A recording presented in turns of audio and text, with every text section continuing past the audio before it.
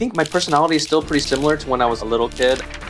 What is the rules or criteria to do something? And then all I know is I have to do that and then I can accomplish my goal. Typical Asian parents want us to always get straight A's, and I would get very good grades except for conduct. I had no sales experience except for my own small businesses that I had done when I was a little kid, like selling lemonade and stuff like that. Yeah. And so I became quite popular, and then I started teaching some famous actors, singers. I actually taught the Squid Game main character for a short time. Yes. I did that in Korea for like 10 years and made a movie and things like that.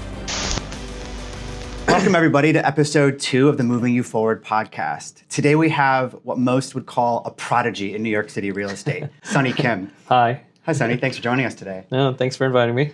So this is going to shock most agents, but you started your real estate career just over 3 years ago, right? Yep, And 3 years ago. Closed about 100 or a little more than 100 deals. Yep, that's about right. Amazing. Yeah. In 2025 alone, you and your team are going to do a little over $1 million GCI. Yeah.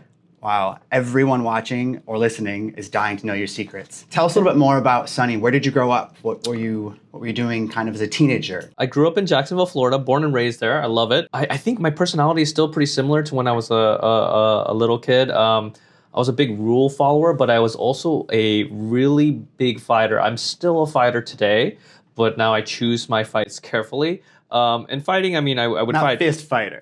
No, when I was little, fist fighting. Okay. Today, I would fight for injustice or what I feel would be fair for people. So I always want things to be fair for every side. And that's just how my personality was. So growing up, even when I was in school, the teachers didn't like it when I pointed out the fact that, you know, they would treat different students differently. Okay. And I would point it out, and they would be very frustrated with that. I'll be like, okay, because I have like certain expectations. I love to know what is the rules or criteria to do something, and then all I know is I have to do that, and then I can accomplish my goal. And so that I still use that today for most of my life, and being able to focus on what the problems are or what goals you have set will really help you to get there quite quickly, actually. So that's kind of like my childhood, I would say. It's interesting that you grabbed something like that so young through like grade school or high school. Like, was that something your parents, something that came natural to you? How did that happen? I'm not so sure where it had come from, but it's definitely much different than I have a twin brother, and he's not like that, and I have an older brother who's not like that. My parents felt very frustrated with it because they wanted me to always just do what the teacher said and stuff. But it was funny because typical Asian parents want us to always get straight A's, and I would get very good grades except for conduct. And I was like, this is not a category that we should have. I would get a C. My parents' C might as well be an F. Oh, no. And I would get in so much trouble. And I was like, C is still average. They're just retaliating against me for speaking up against the machine. You know, that's so elementary, middle school was pretty tough. But by the time I got to high school, like I got more. I understood the social game a little bit better and stuff like that. So going to public school was definitely, I think it's good for people. Yeah. You learned a lot. You learn a lot in public school. You learn to survive and fight and like climb your way up and stuff like that. So it's pretty good, I think. Yeah. Awesome. Yeah, okay. So high school, smart, doing good grades. Talk back a little about getting into your 20-somethings, kind of first jobs. How did you do all that? Well, yeah, since after university, I wanted to do a lot of different jobs. I actually didn't know what I wanted to be. At first, I thought I wanted to be a doctor, as a typical Asian person would. But then I started jumping off into multiple different facets, and I realized while I was training to be a doctor in university, you were in college, I was college, being pre-med and stuff like that. And then they had requirements for you to actually become a doctor. You need to they want you to have some volunteer experience. So I did some volunteer experiences based on my seniors recommending some places, and there was a great place called Boggy Creek Gang Camp in Orlando, and it's a volunteer place where you volunteer to play with children who are ill and things like this, and it's a beautiful place, like a summer camp for them, where they have like a hospital and doctors who can watch them so that we can, actually give them a real life versus just being in the hospital all the time. And from there, that's when I realized there was a big change in my life at that time. I realized life was pretty short.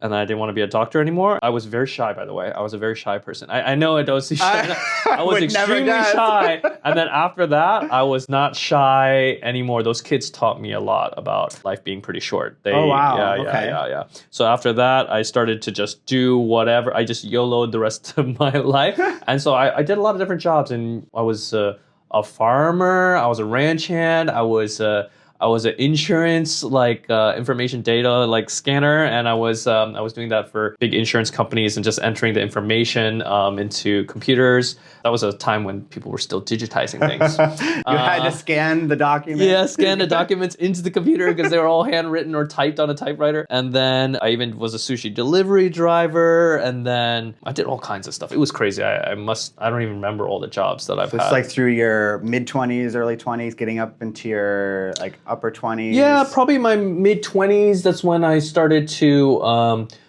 my family had started an Orchid wholesale company, and I became getting into that. That was awful.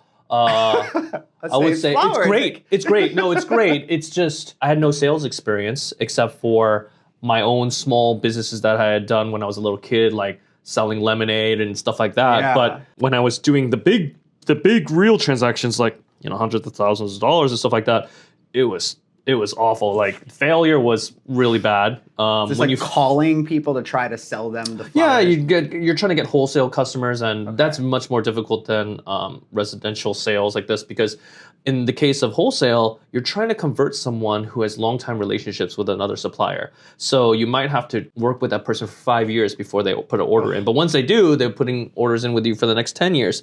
And so you had to play a long game with that. And I didn't have patience for the long game when I was young. So every time someone said no to me, like they told me yes, they meet me, and I'd get super excited. Like I'm gonna get $1 million sale. I'm gonna go meet Whole Foods or whoever it is, and they're gonna give it to me. And then they just be like, "Thanks, we'll call you." And I sit by the phone waiting for a week afterwards. No call. They ghost you, and that's true. And then that was pretty tough. And I that was when I was in my young 20s. But after that, I kind of quit that. It didn't do too well. So don't give up. Even though I didn't do so well in that time, I came back to it later in life and did extremely well. But after that, I moved to Korea for 10 years, and I lived in Korea.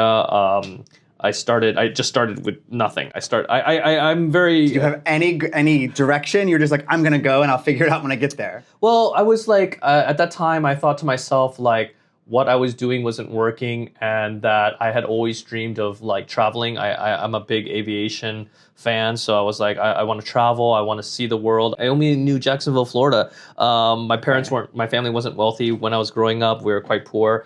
They're very well off now, but my father is a definition of hard work, so that's the American dream and everything like that. But for myself, I wanted to do something on myself. I didn't want like someone to give me something. So I went to Korea with like basically no money, just a $5,000 credit card limit on one of my credit cards. I maxed that out pretty quick. I can imagine. And then I got a job teaching English in Korea. I ended up teaching students at first. It became very popular. The students really felt at ease with me, so that they felt like it wasn't, because in Korea it's kind of like teachers can be quite harsh. Okay. But in I'm coming in like an American style, but I understand them as a Korean. So it ended up I found a way to communicate well with the students, and they felt extremely happy and excited to learn English instead of dread. And so I became quite popular, and then I started teaching some famous actors, singers. I actually taught the Squid Game main character for a short time. Yes.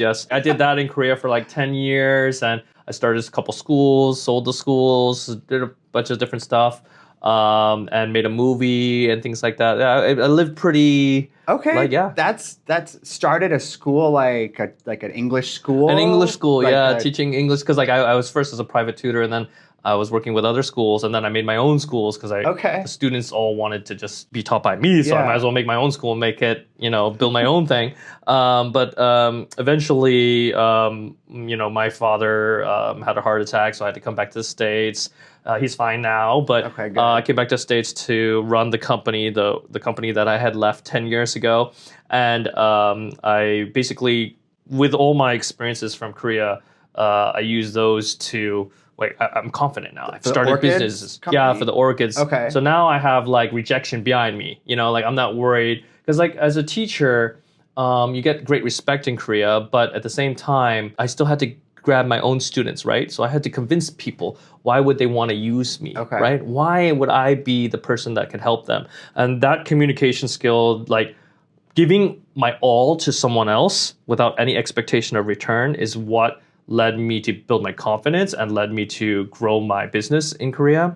And that's what led me to my current structure of how I do business today. And it's always never about money first. It's always about the client first. And I think that translated back over to when I came back to the States and the Orchid business.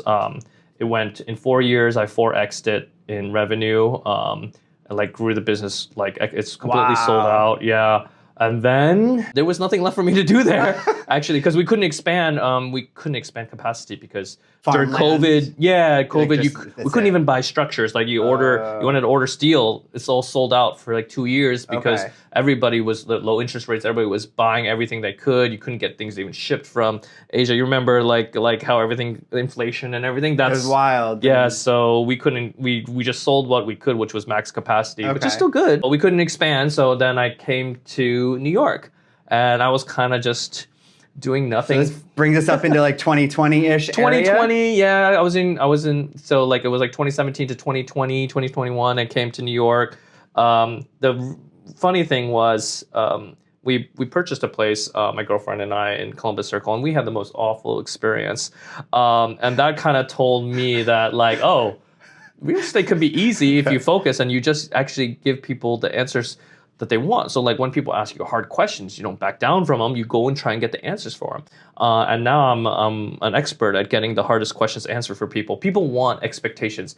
You always set expectations and you tell them like, listen, I'm going to tell you what I expect, but I can't guarantee it's going to happen that way. There are third parties involved, boards and whatnot, mortgage lenders. They're going to have their own schedules, but I'm going to do my darndest to push them as hard as possible. People love that because then they know like, okay, Sonnie's telling me, I tell them right away. Like nobody wants to tell people that it's going to take 3 months like to purchase a co-op. Right. But if you tell them up front, they're going to trust you and they're going to walk you through the whole process. They're going to be happy at the end. Yeah. And they're going to refer you to someone. But I have some, for example, another deal that we just closed where the buyer's agent is brand new. It's her first deal. She didn't set any expectations. The buyers are so upset.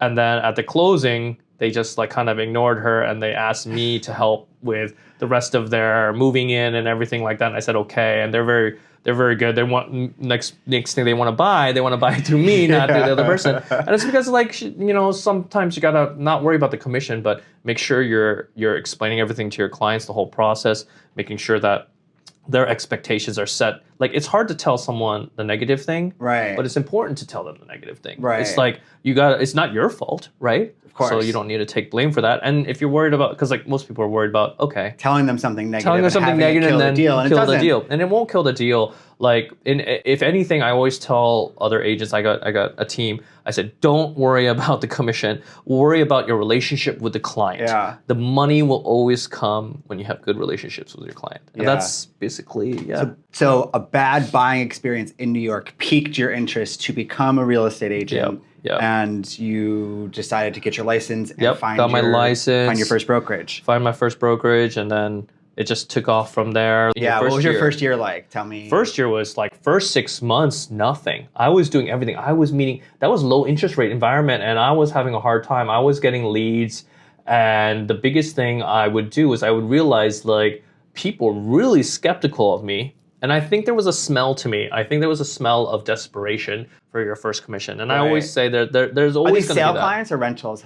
These are all, I only did sales. I wanted to get into sales right away. I actually, when I went to go take the test for my license, I talked to all the other test people there too, like all the other people taking their test. Only one other person passed that test, by the way, that day. And she works with me now. She's my teammate. So we became friends. Emily, she's great. Yes. I'm a very social person, but I'm also very low. I like to make connections with people, and we made a connection. she went to do rentals. I went to do sales. She said it was very difficult and a little bit for her to do the rentals. So I convinced her to come join me to do sales. Yeah. And sales are difficult when you're getting through like the first learning curve and getting all the information. Because I didn't even know all the neighborhoods in New York City. And so like, what did I do for I remember when I started, I had a map in my bedroom on the wall and I looked at it every day for a year. Yeah. It's like, why are like this little space here? This is another Lolita?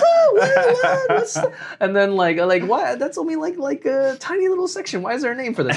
But no, so like I had to learn a lot, and then I didn't give up because like every time I made a mistake, you could beat yourself up and like, How were you getting leads though? Like your brokerage, my brokerage was giving me leads. So that was the reason I joined that brokerage at first, was like I wanted to go as quickly as possible, and that brokerage gave me internet leads. And so I used those internet leads. They were offering sales first. Even though you were new, they were offering sales leads and some like that's pretty rare. That is pretty rare, and that's the reason why I chose that firm. Okay. Because I wanted to hit the ground running as fast as possible. Because I was like, I just need to talk to someone. Yeah. I knew myself that if I just talked to someone, I could convince someone eventually. And the firm that chose me, actually, they really wanted me based off of my interview, because like they were doing interviews, video interviews and stuff like that.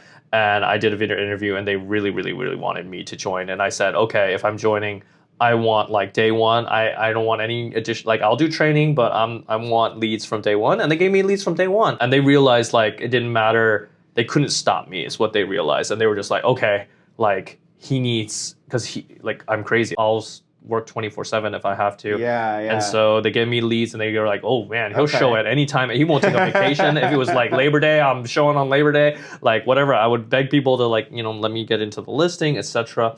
And so like it kind of blew up from there. It took some time, like while I was working with a mentor. The mentor was fantastic. She was just like she reminded me of like my elementary school teachers, very sweet, kind, gave me the information I needed. Even at midnight, I'd call her and she'd give it to me. Now I think back on it, she is very patient, because she was doing good deals, and like here I was thinking my like $500,000 deal was a great deal and it was a huge commission. It was for me, of course, but for her, it's like, it's like, God, this guy's calling me at like midnight. She's only getting a little part of that. She's only getting a little piece of it.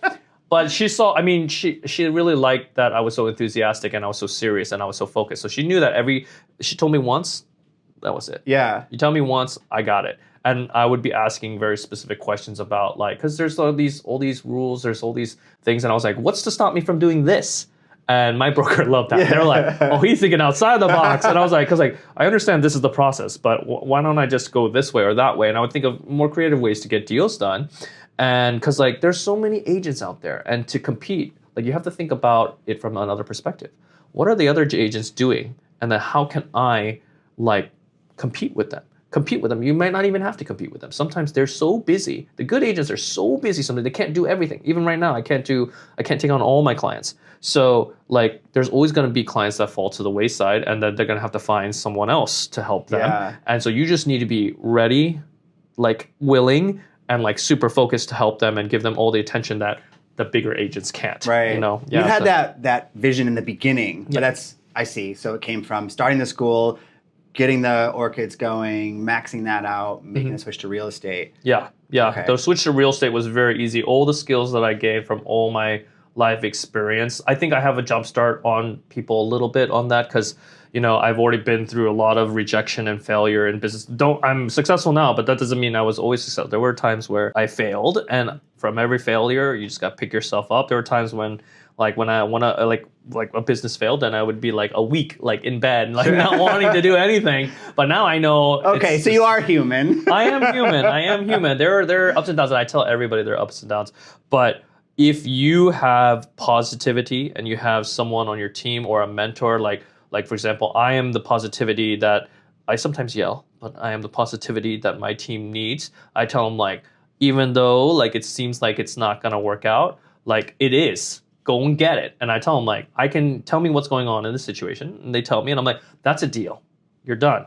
You just need to keep doing it. Like, I know you're feeling some negativity and you're feeling some doubt in yourself, but I want you to pick up the phone. I want you to call your client right now and talk to him. And then they're like, oh, she did want to do that. And I was like, You just had to ask. Like, yeah, I can see things. I can see transactions and deals from everybody's perspective, so it's very easy for me to see when a deal is going to happen or not. But if you don't have that experience, then you don't know, and you sometimes you get self-doubt. And so that's why it's important to have a good mentor or someone to lead you that can help. Like with me, when my first brokerage, there were good mentors there, and they did help me a lot.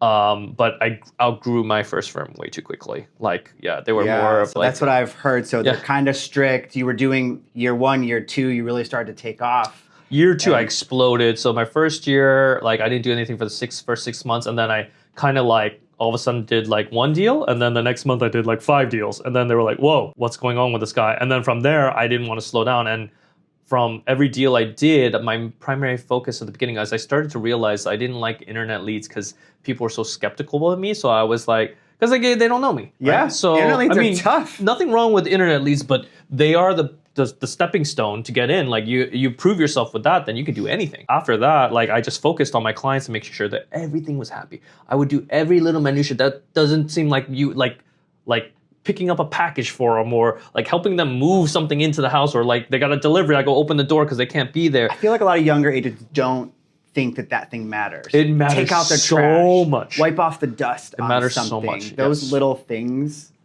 are the difference between an agent that has to break their neck every single day to somebody who can grow quickly and have a team. Yeah, it matters hugely. It takes a while to pay off, though.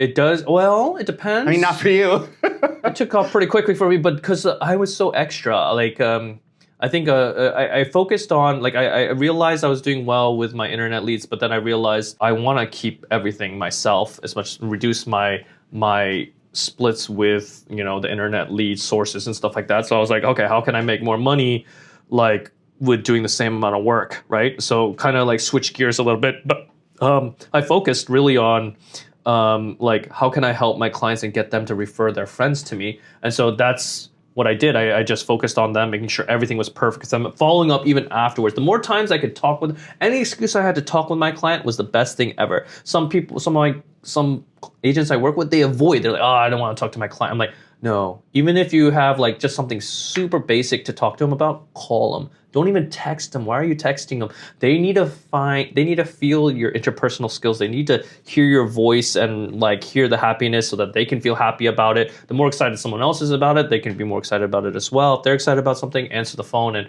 talk to them about them, congratulate them. It is the most important thing, actually. I always say touches is what I call it. As many touches as you can with your client, like before deal's done. I said the most important part is all the way through that contract phase. You think the lawyers are doing everything? They are doing stuff, but you should be the mailman between the lawyer and your client, and the lawyer should be helping you to grow your business by allowing you to facilitate that you communicate certain points to the client and stuff that way, so that they feel that you're knowledgeable and that you're watching out for them and that you're explaining things to them when nobody else is.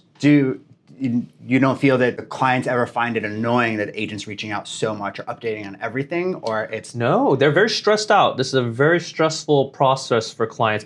The New York is a very unique market. It's one of the places where they have first right of refusal. So many things to learn about New York market. But first right of refusal means boards for a condo and a co-op can refuse the sale. So it's not just like in any other place, you could just make an offer to seller, you agree, you sign a contract, it's sold, and you just have to wait for closing. Here, we have a process where we have to fill out applications and get a third party to approve us and get the banks to also approve the building for lending and stuff like that. And so it's very stressful because it's not just oh, you got to accept an offer. That's just step one. One step of a next 3 months journey to a purchasing process. So that whole 3 months, they need someone they can trust. It's like being in a lawsuit almost.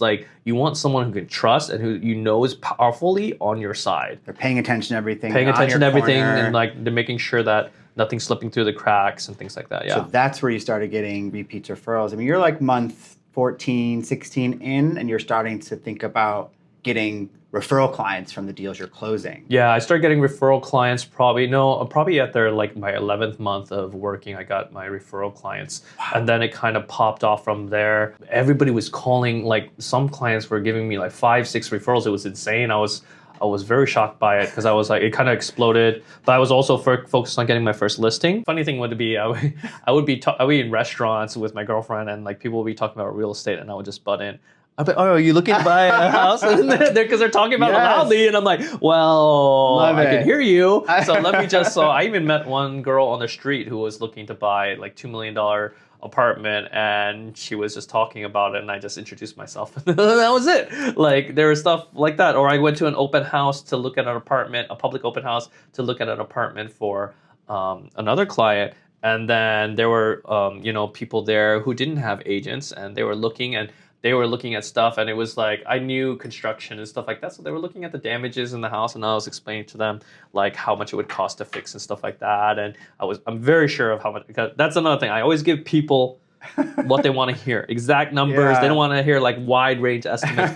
And then they were like, oh, wow. And I was like, yeah, do you want to use me as your agent? I can help you. And then they're like, oh, okay, great. And then I just. That is epic. Yeah. That is epic. Find getting any unrepresented buyers at someone else's open house. Yes. Here's the famous thing I say to my team. You make your own luck.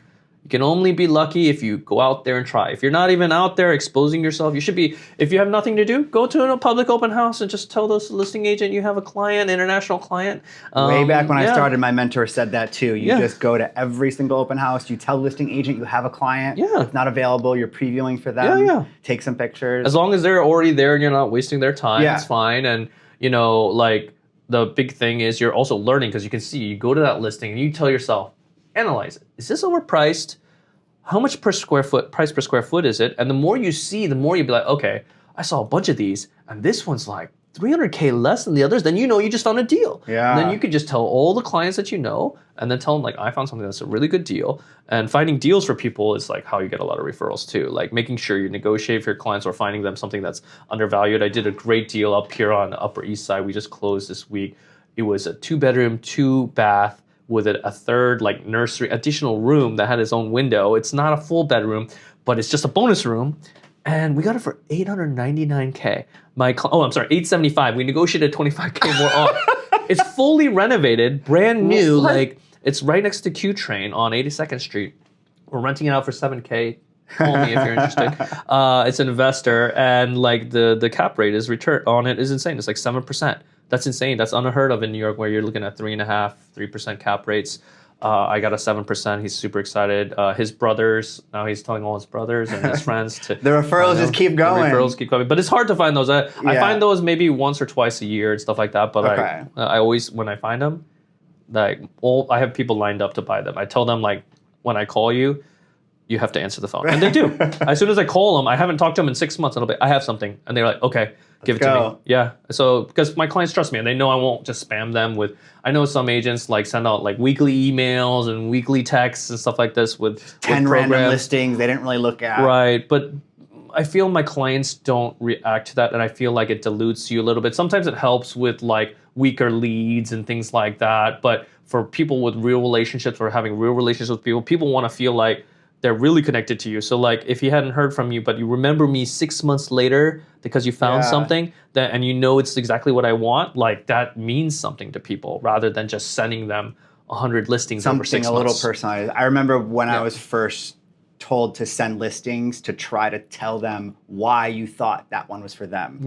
Something they had told you in the past that you remembered or notes. You always do that. I don't send anything to someone without a personalized, misspelled description of why I think it's for them. Like I tell my other agents, like always, like think about what you're now viewing every apartment, every listing through your client's eyes, and present that to them when you're showing that. So like if it's not worth it, I'll go through every single listing that's available with their search criteria. I'll narrow it down from like 1,000 listings down to like 30, and then I'll let it sit on my computer open and take a break because it's a lot. And then come back to it, narrow it down even further and be like, no, the views are bad. I'll start to look at like it doesn't need renovation, or the views good, and like investigating which direction. Is it facing south, east, northwest? They don't always say. So I correlate it with Street View, Google Street View, and look out the windows, and there's a red brick building out front. Okay, across the street from this, so it's facing south. I can figure it all out, and my clients love that I will do that. And then I narrow it down to like 5 or 6, and then I show them that, and they're like, "These are really good." And I'm like, "I know." I was like very specific because like the more you tell me about what your needs are, the more I like refine. I said like, "You're gonna have to buy with me." They're like, "Oh wait, well, I'm not sure if I'm gonna buy." I will find what you want. You tell me what you want. I'll get it. Stick with me. Stick with me. I mean, they're like, sometimes clients are impossible. They want something that's super cheap but super awesome. Yeah. And I'm like, well, okay, if that's the criteria, then when I find it, you have to buy it. And they're like, yeah, I would. And I'm like, okay. And then when like 3-4 months later, I got it. You have to make an offer now. And they're like, oh, I'm scared. Why is it so cheap? And I'm like, because I found you a good deal. And they're like, well, there's something wrong with it. And there's nothing wrong with it. It's just a mistake. And I got it for you. And now we got to go. That's what the Upper East Side, they thought it was a mistake. It's not. It's like, they were like, this is the steal of the century. It should be around, in my opinion, it's worth about 1.1, 1.2. That's typically what 2-bedroom, 2 baths like go for in Upper East Side, like, and near the subway, you know? And right. I'm like, $899 and we got it for $875 and they just renovated it. Was something they fully gutted the whole apartment. That's wild. It's insane. Yeah. And it allowed rentals. It's a condo. Yeah, it's like a co-op, but they allow unlimited. They allow investors unlimited sublet from day one. Few relaxed co-ops. You found one. So you'll find a lot of clients. By the way, as a newer agent, you'll find lots of clients who are gonna. First-time home buyers are very wishy-washy. I wanna buy something.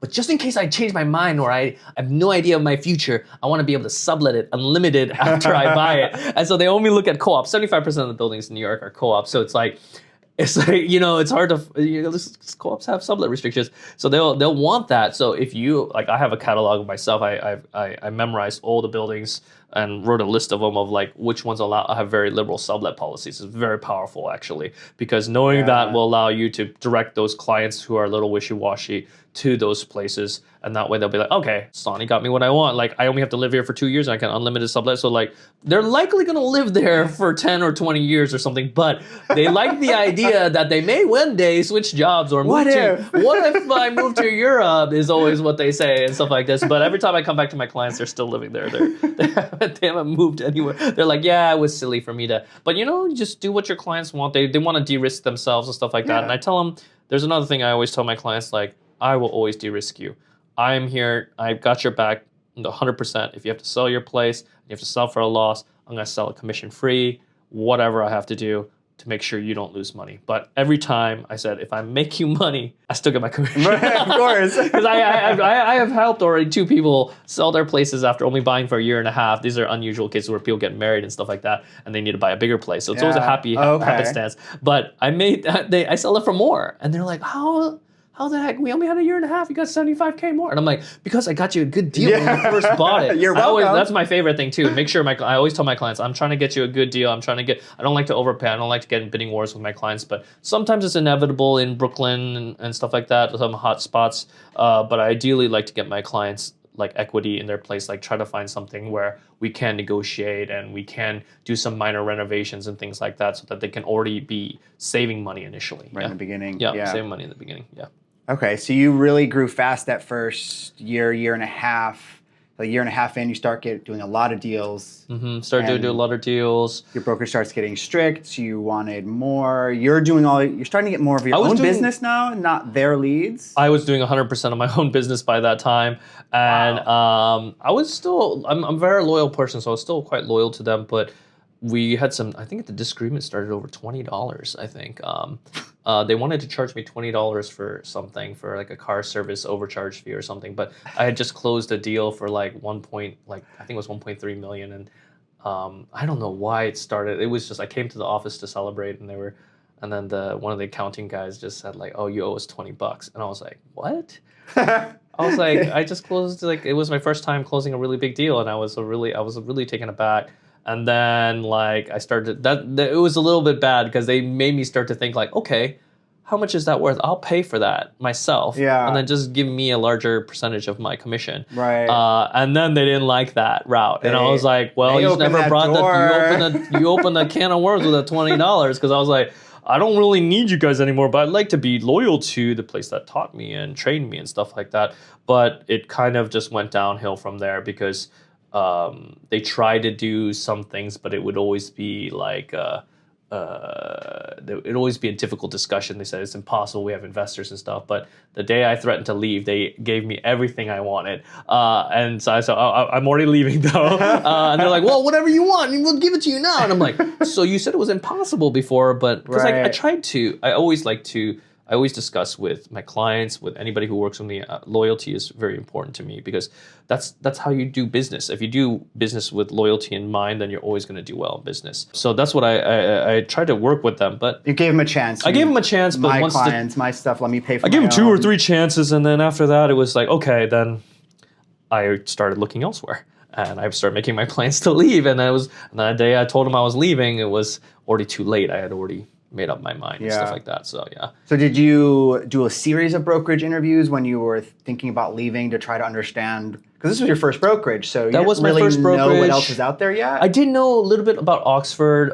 Someone at Oxford had reached out to me a couple times while I was at my last firm, and they had, they mentioned some things to me, but at that time I was still very loyal to my company. They had talked about the 100% commission structure. And then the biggest thing was, after that person reached out, I talked to other Oxford agents I would see at listings, and we would be talking, and I'd like showing for a client, and then I'd ask them like, how do you like working at Oxford and stuff. They had lots of positive things to say, nothing negative. And I felt the agents that I met who worked at Oxford, they were very independent, competent people who are like me. And I was like, okay, I think this is for me.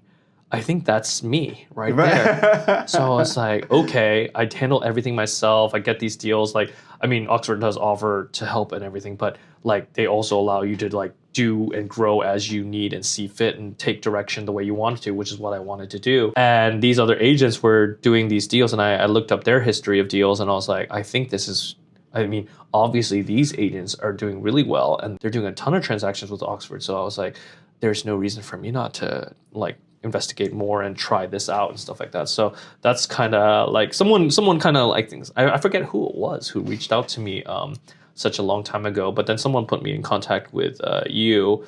It was my neighbor. My neighbor in my building actually works for Oxford too, and he gave me your phone number. Oh, that's right. That's right. Yeah, okay. yeah. He connected with you guys because he's a good friend of mine. And he's a neighbor just a few floors down in my building, and he loves Oxford. And he's like, it just makes sense. And I'm like, I asked him about his life and how he did business, and he was a very good recruitment tool because he was like, yeah, everything's fantastic. The place is amazing, and also you got to keep 100% of your commission and things like that. You can't. Did you not know your neighbor was at Oxford prior, or in real estate? Did you know prior? Like how did So I didn't know he was in real estate. He asked me to sell his apartment. So he asked me to sell his apartment off market because I was doing, at that time I was already starting to be really doing really well in my own building, selling a lot of apartments in my own building. And then he was like, can you come to me? Because he does commercial actually. He doesn't do residential. Okay. So that's yeah. So he does commercial, and he was like, can you give me an evaluation of my apartment? I renovated and stuff. And then so I went from there, and I was like, oh, so you do commercial? And then he just happenstance he was at Oxford. Yeah, it's pretty cool. Okay. Yeah. Made the switch. You've been in Oxford for about a year or so, and it sounds like you made a good decision. You're happy with it. I love Oxford. Oxford is a fantastic brokerage. There's like everything you could need is here.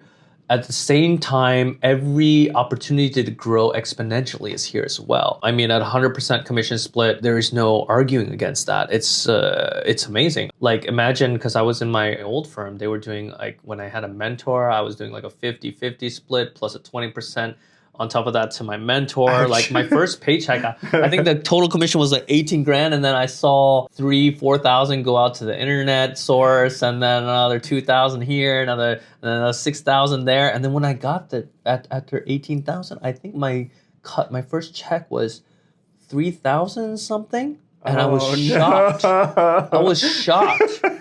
And I was like, cause like that's your first money, you're like, okay. So from there on out, that immediately after first paycheck, that's when I started to focus on like, okay, I'm going to keep doing these internet leads, but I started to focus on talking to people in the street and like trying to get leads, like direct clients and stuff like that, because there's no risk. Like people are just gonna be like, no, why are you talking to me? Go away, but that's it. So I just like started talking to people, and that's how kind of. Did you have a team when you left the other brokerage and came to Oxford, or were you by yourself? So I didn't have a team in my last brokerage. I was growing pretty fast, but there were some people who used me as a mentor. Those agents, when I left, they thought it was like, okay, why did he leave? And then they decided to leave as well, and they joined me over here at Oxford, realizing that like maybe there was something a better opportunity. So now that I'm over here, we work together as a team here, and it's been fantastic ever since. Being a high split brokerage helps teams be able to have team members get more, especially if the team leader is... Do you give leads to your teams? Do they generate their own leads? They generate their own leads, and I also give them leads as well. So it's a mix. Like, I'm so busy, so sometimes like I can't even handle all my clients as it is. So I ask them to help. So for example, like Emily and Ingrid could be working on multiple deals with me where we're sharing clients because I can't handle it, and they'll take the lead on it, take the client to go look at units and handle the board packages and processing stuff. So for right now, like I had a client who was like, she's fantastic, but she needs a lot of information, and I didn't have the amount of time to dedicate to it. But I do have the time to talk to her once in a while, but not like every day. Right. And so Ingrid helped me with that because she was buying something and selling something at the same time. I know it's crazy to sound that I didn't have enough time for that person, but it depends on the size of the transaction. I have to focus on the bigger transactions sometimes. But I do love that client. She's fantastic. And Ingrid is helping with that, so she helped list it, go there and like help with the photography, get the photographer there, let him in and list everything and do a bunch of work and do all the paperwork and stuff like that. Your client still knows you're right there behind the scenes. Or as a team, your agent is helping you with some of the daily tasks. Right. I'm always CC'd on everything, and all my clients could always reach out to me. But as a team, like at least in my team, we treat everyone quite equally. So like it's another aspect. So it's difficult for me to grow my team because I'm someone who wants loyalty. So like I prove my loyalty to my team first by giving them transactions and showing them how they can make money with me, and then they understand that and they get no expectation in return. And the most thing that I need from them is that they help me with my overflow of transactions. That's not a bad thing. You're right. I'm not asking them for anything except for to help me make more money, and you're gonna also make money. So I'm pretty easygoing on that kind of thing because I have so much business. But in the future it can always be like that. But Ingrid and Emily are great, so it's easy to mentor them and give them these. So do you have a lot of like team rules, like answer your leads in 5 minutes, or is it just kind of? So. Well, Ingrid and Emily are trained like in my style of real estate, and so they know they need to be kept up to a certain standard. So we have weekly meetings and talks and stuff like that, but there are no strict rules because I think everybody has their own style. But at the same time, like I'll follow up with them to make sure that they're following up on what they need to do, because I can tell them like, this is a deal. You should be calling this person. And so I do it more as a mentorship role than I do as like a strict, you have to follow these kind of rules. And I feel like that works better because people, even if you just like force someone to do something, they're not going to do it well. Right. So it's important to teach someone to do it and let them learn in the process. They're not always going to get every deal. They're sometimes going to mess up. There's going to be failures. I had failures too. So like it's important for them to go through that process as well. For them to be a strong, stable agent that I can rely on, they need to have failure as well as success. You were talking about failure a little bit. Mm-hmm. Would you say there's anything that you're not particularly good at that might affect what you're doing in real estate or closing deals that you try to work on or that you know is kind of a thing? Okay, I do have some weaknesses, I think. My weakness is I'm not always here to sugarcoat things, and sometimes I'm not, even with my clients, I've been known to yell at... I was going to say clients or team members, but both? Both. I treat everyone equally, teammates and my clients. Anything I could say to my teammates or my clients, I can say in front of both of them. And I would not be afraid to do that. I wouldn't say anything that I wouldn't be afraid to say to someone in front of their face. So I would say my weakness would be, though, that sometimes some clients want more babying or more, I would say, like sugarcoating of things. And I don't always have the bandwidth for that because I'm always straight to the point, because like I want to help as many people as I can. And the only way to do that is to be direct and to be honest. And so that's probably my weakness. My Emily and Ingrid are much better at talking much softly and like saying our nicer things and making sure their emails are a little bit longer than mine. Mine are very short and to the point. But at the same time, like I will see that sometimes they're being too drawn out. And I said, like, let's get directly to the point. If we want to get this property for them, which is like good for them, we need to be direct and we need to tell them to hurry up. Because sometimes, like, if it's not that, if I don't think the deal is good, then I won't rush it. But if I think the deal is good and they're going to miss out if we don't get this deal done, then I will tell them we need to be more direct with them. Like, this is a home run. And then I will be very direct with them. And so I kind of sometimes have that as a weakness, but I don't know if it's a weakness. Because every time I do it, it's beneficial for everybody, right. And everybody's happy at the end. And they're like, I'm glad you yelled at me, Sonnie. And I'm like, I'm glad you're happy with the transaction at the end. And they're like, yeah, no, we needed it because like we were just being nervous. And I'm like, I know. And so that's still the teacher in me. I when I need to be stern and stuff like that. But it helps. See it later. Yeah, it helps build confidence in the client too, because they're like, Sonnie's really sure of this. And I'm like, I am really sure. I want to be sure because that's my job, is to be the expert of the real estate situation so that they can feel sure that they're not, because it's a big transaction for everybody. So everybody wants to make sure that they're not overpaying or putting themselves in a bad financial picture. I don't let my clients do that. I would never, if my client wants to buy something that's way out of their range or it's going to put them in a financial situation which I think would be difficult, I would say like, I think we should just go down a little bit. I'm like, you don't need that $2 million, penthouse. Like, you'll be fine at like this. They argue with me and stuff like that. It's like an interesting directness, but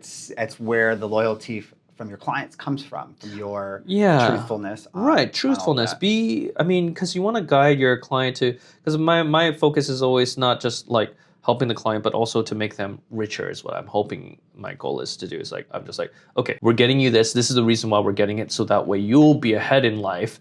And no matter what the situation is, the next stop will be like we'll be able to flip this. You'll be able to make profit on that, flip it into something else, and then get to that next step. That's my ideal goal. Being so detail oriented and so direct makes a big difference in New York in the co-op world. For people that don't know, what's a co-op in more simple terms? Like, what's the difference between that and real property? The difference is just a little bit of like the formation. So a co-op is a cooperation. It's kind of like owning shares in like Google or Apple and stuff like that. They actually give you a stock certificate. And so with doing that, like whenever you want to do a transaction, you're not actually owning the unit that you're purchasing. You're owning the shares, and then you own a lease, just like a lease for a rental is. You would have a lease, but it's a proprietary lease, so it's a special lease that gives you priority over everybody else to have that apartment. No one can rent it out from under Nobody me. can rent it out. It's given to you by the co-op. It has like a 99-year lease as long as you own it. Eventually, it needs to be renewed because like the maximum is there has to be a time limit on it, but it just gets renewed when it expires. But basically, it's just a new structure. That a structure allows for a lot of tax savings. You can avoid mortgage recording tax. So closing costs on a co-op is only like it's a set thing. It's like $4,000 if you're paying cash, $6,000 maybe if you're financing, $7,000 financing, and then over $1 million you have the mansion tax, which is 1% and higher as it goes up. But it's pretty set. But if you bought the same condo, you'd be looking at $30,000 or $40,000 in closing costs because there's taxes on real property, but there's no taxes on shares because it's not real. Just shares of Google are not real, right? So it's pretty interesting. So you avoid a lot of taxes and things like that, but it also allows you to avoid some legalities, right? So co-ops are able to shroud themselves in a little bit of secrecy. So like they might not always tell you why they reject a purchaser, and they're not. So people have to apply and be interviewed. Correct. To buy the co-op. So I can't just buy it if I want to. Someone has to let me buy it? Yeah, for condos too, but in condos, they have to actually explain to you why they rejected you. But it's very hard to reject you because if, for example, you wanted to buy the condo and the condo board rejected you, they'd have to give you a really good reason, or they might have to purchase the condo from the seller directly in lieu of you purchasing. But if for a co-op, they could just they don't have to give any reason. They could just reject. But generally, don't be scared. I know there's a lot of horror stories about co-ops. It's not that bad. It's pretty easy. You just have to apply and make sure you're financially set and prepared to purchase a co-op, and then the co-ops are fine with it. Like most processes are just difficult because people aren't getting the full picture of what the process is like. And once you know what the process is like, all you have to do is follow the process and fill out your paperwork right, know your fill out your details. paperwork right, make sure you got the details right, make sure that you have the qualifications. There's certain qualifications to purchasing. Like have enough money left over. Right, having 20% debt to income ratio and 24 months of mortgage and maintenance payments after closing and having at least 20% down pretty much gives you a 95% chance of getting approved in a co-op. Got it. Yeah. All right. So as long as you prepare, most of them are fine. Yeah. There's a few out there that are really tough from agents that I've talked to in the past.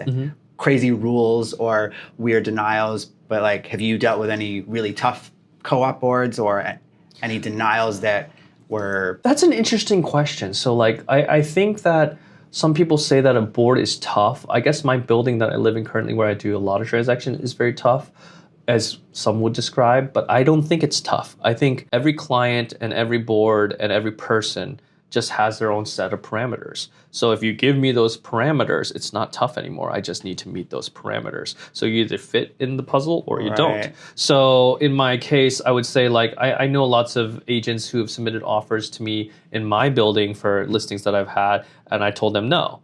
And they would be quite upset, but I'd be like, it doesn't, your buyer does not fit the parameters. We gave you the list first. Right, I gave them the Why did you bother? Like why, I have no reason to accept this or waste 3 months of time to go through the purchase process for the board to just say no when you have $0 left over after putting the down payment. That's not gonna work, right? So as long as we know the parameters, then like, but some agents may think that it's like, oh, this is too tough, because I had an offer, but it's not a real offer. Anybody can make an offer, right? But it has to be a legitimate offer.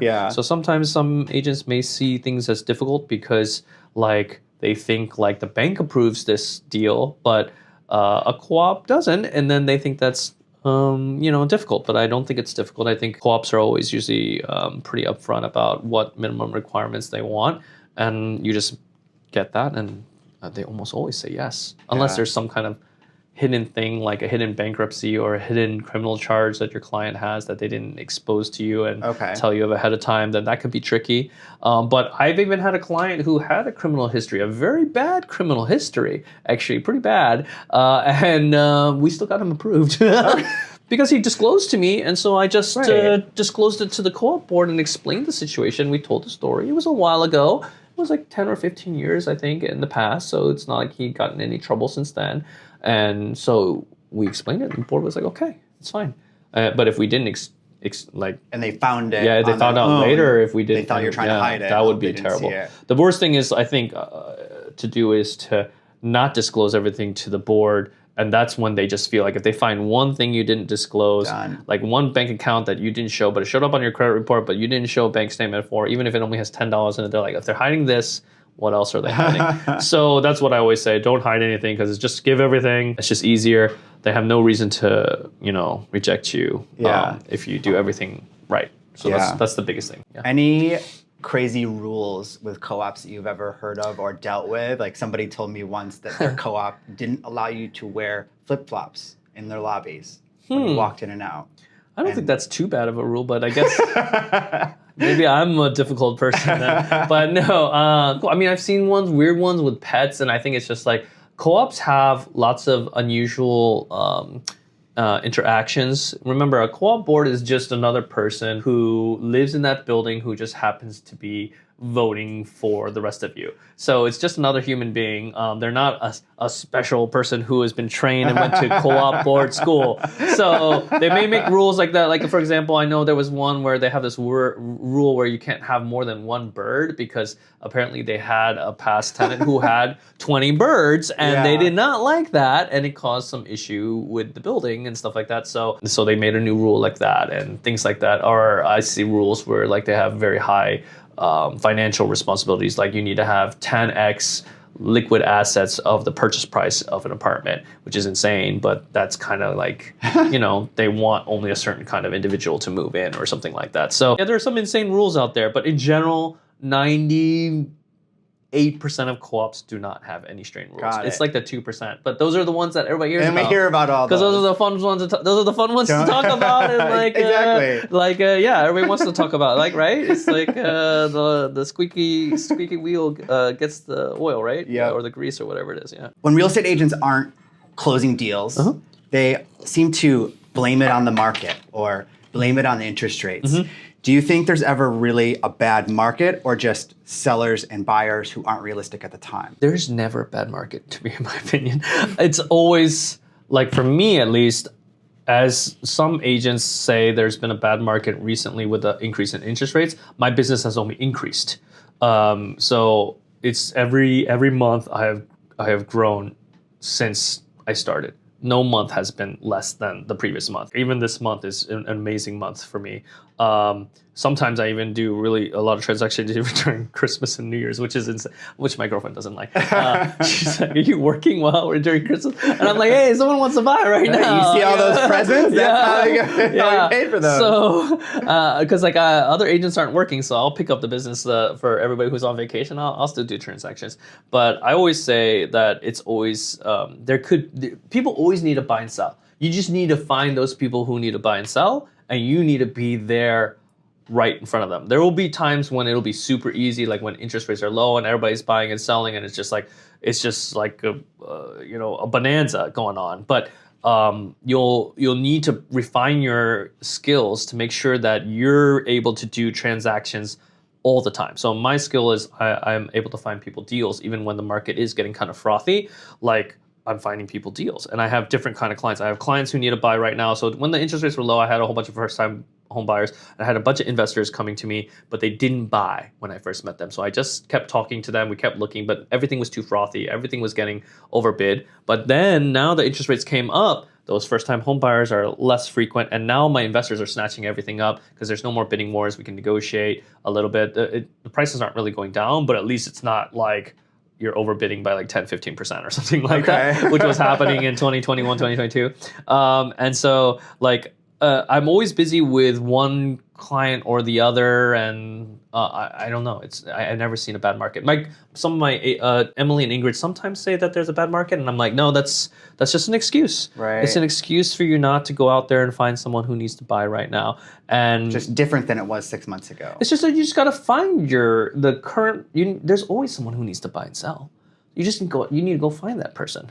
So it's like, you can't just say it's a bad market. There's always someone dies and it's an estate sale. There's always something that comes up available for sale. There's always, it's America. They don't just shut down the real estate market suddenly. You know what I mean? I have a friend in Orlando who is a real estate agent, and she's been one for a long time. And she tells me the Orlando market is bad. And I tell her, it's not, it's just another opportunity. It's just a change of market. So you say it's bad because there's too much inventory. All right. So go around calling I told her, I'll have an investor buy every property you find for me that's 20% off the asking price. So I said, go around just calling everybody, and then call me back when you find something. Like, you have nothing else to do. Then if you do it, you're going to look like a hero, and the other person's just going to buy 10 more properties with you.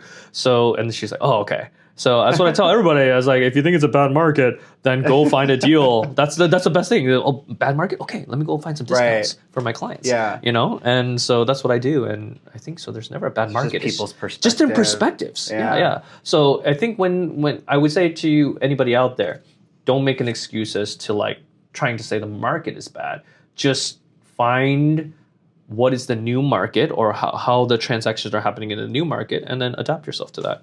Because even if during the financial crisis, there were a lot of foreclosures and stuff like that, agents needed to pivot. They needed to just, okay, now I need to handle foreclosure transactions and stuff like this. And there were investors still swooping in and buying all that people stuff. People were still buying. You just needed to pivot and not be the same agent you were before. You're someone who's now doing foreclosure sales and getting investors and selling on the cheap. You're still making transactions. Your business based off of a transaction, not off the price of the transaction, right? Even if it's high or low, our job is just to sell it high or low. We're just the middleman. So when you first started in real estate, there wasn't obviously internet, Street Easy, Zillow, all of that stuff. Mm-hmm. What about AI? Mm-hmm. Are you or your team members doing any AI platforms, systems? Are you using it all in business or even personal? I myself am a little bit old school, so I don't use AI. I think one of the virtual staging companies we uses AI, and they still do that for me. But I don't personally do it. Someone does it for me. But I don't. I think AI is a great tool, and I think that tool is great, especially for people who are doing coding. I heard it's extremely good. My girlfriend does coding for JP Morgan Chase, and she's able to switch between different codes by just inputting one code into AI, and then they translate it into another code and that saves people tons of time, right? Instead of translating code. I think there's great uses for AI. Now, is there a great use for AI for dealing with people personally? I don't think so. I don't think that using AI, I think people have told me to make listing descriptions, all this stuff, and I'm like, no, I want it to be personal. I think real estate is always going to be a personal thing, like where we have personal interactions. Like, could you buy a house like you could these days? They're transforming the car market into like Carvana and stuff like that. But I said, like, that is still, like, even though it's expensive, it's still a very highly depreciative asset, where a home is a wealth building tool, and you need someone to give you confidence in your purchase, and someone to explain the market to you so you can be educated about the market, because you don't know enough about it, and it's only like a one every 10 year, maybe 20-year transaction for you, right? So it's like, yeah, could you fix your own plumbing? Yeah, but it's better to get someone who has all that experience to make sure that plumbing is going to last a long time. Stuff like that. There's certain things where AI can excel at, and I'm not sure AI will excel at real estate, at least for now. I don't think so. Maybe some little things, but it's not replacing the salespeople just yet. I mean, I thought about it from another perspective, and I try to think like, okay, if AI was me and was selling someone an apartment, then everybody would have to start thinking like, okay, the computer is telling me how much it's worth. And then, like, what's to stop AI from just like making arbitrary numbers or whatever, and like raising the market up as it is? Because like real estate agents still do that too. We inflate the market by like calling, part of Bushwick, East Williamsburg, right? And stuff like that. But we give reasonings, and we give stories, and we give character to these things, and it makes sense, right? And that's creativity. Does AI have that creativity? I don't know if they have that creativity. To consider that, not the full context like that. Not the full context. I mean, AI bases their stuff off of the data that is already there, right? But only humans, I think, have been created enough to explore different options. People want to look at things like, maybe you consider just one neighborhood, right? But a good agent could explain to you, like, I have people come up to me and they say, I want this. And I'm like, oh, you can't have that, because like you can't afford that, or it's not the right thing. And I'm like, let's stop for a second. Tell me what you want personally. And they tell me, I was like, where do you work? I ask them all these questions. And then after they input all that information to me, I'm like, you need to live here. And they're like, huh? And I'm like, let's go see. And then they're like, oh, I do want to live here. This is great. And I'm like, I know, it fits your life. So it's like a good stylist and stuff like that when you think of it. But can AI do that? I don't know. I had some virtual staging photos come back that were pretty bad. I feel like it's still 50-50 on all that kind of stuff. Not so sure it's so useful yet. But I think I'd love to see a great use for it. But so far, I think it's powerful. So it's not like writing your emails. It's not answering your clients. It's not doing all that stuff for you. It does already, Google already adds that into Gmail, like where it tries to like it gives me a summary of the emails and then reminds me and then tries to write my thing. But I'm like, that's not a good, like sometimes it's completely weird, the responses that it chooses. No. I have tried some and I'm so nervous on letting it do anything. When it recommends like confirm tomorrow as my I'll click that one like for setting an appointment. But as far as everything else, I don't trust it to make any kind of I used to reword some stuff if I feel like I didn't write it right, but I look at it, it's never much more than an 80%-ish tool. I still need to add my tone and my voice and my words. Right, it needs to be your own tone and your own voice. I don't think that it's good for everything to be perfect. At least in this industry. Yeah, this industry, we need to feel like we're discussing, we're talking to each other so that we have rapport enough that we can trust each other. Even when I'm dealing with other agents, not just clients, like there needs to be rapport, there needs to be trust, there needs to be good communication. All right, we made it to the very last question. Okay. So at the end of the podcast, we ask the current guest to leave a question for the next guest, not knowing who it's going to be. The question that was left for you, if someone needed one piece of usable advice to help them do something in life they always wanted, what would you tell them and why? Just do it. That's what I would say. It's the two favorite things I have to give advice for people is just do it and make your own luck. That's my favorite thing to do because like you have nothing to lose just by trying to do something and giving yourself that opportunity. It builds it not only builds your confidence, it opens a whole new world to you. So that's what I would say for as a piece of advice for people. Very good. Sonnie, this has been great. For anybody that wants to reach out or talk to you, maybe join your team, maybe do a deal, sure. What's the best way to get a hold of you? Socials, text, email? Email. Email? I love email because that way I can remember all the conversations and stuff like that. Text sometimes can get lost because I get a lot of texts. That's SonnieK.opgny.com. Yep. Perfect. We'll put it in the show notes also at the bottom. Very good. Thank you. Until next time. See ya.